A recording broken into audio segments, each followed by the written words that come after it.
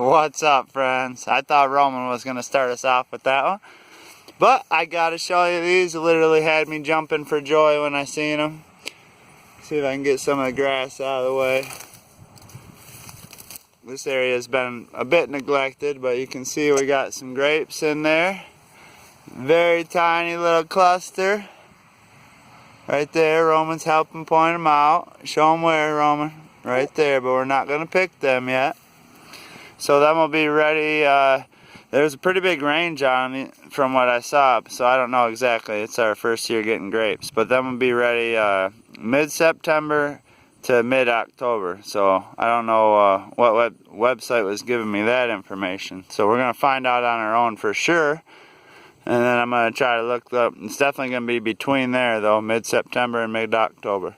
So we got grapes growing on the farm anyway. These are Concord grapes. We're super excited. They start off green like this, and they're going to get purple by the end. Well, yeah, purple. Purplish blue, your traditional Concord grape. So we're hoping everything goes good. Hopefully the raccoons don't come through and clean us out. But for right now, we just got some grapes along this little fence.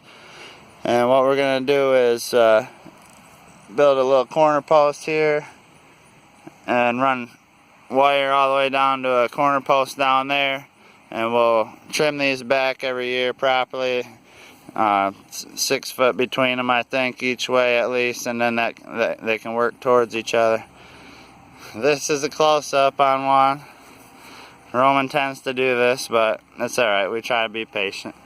So he can learn along with us. But these are quite hard still. You can see it's pretty hard to open up. And maybe we'll let him try that one so he knows how they taste. Here you go, Roman. Try that one. I thought maybe he'd learn that they're not good to eat. I should just let him munch on it. But anyway, we'll see you on the next one. We're super excited about our new grapes we got in the food forest here. Cheers.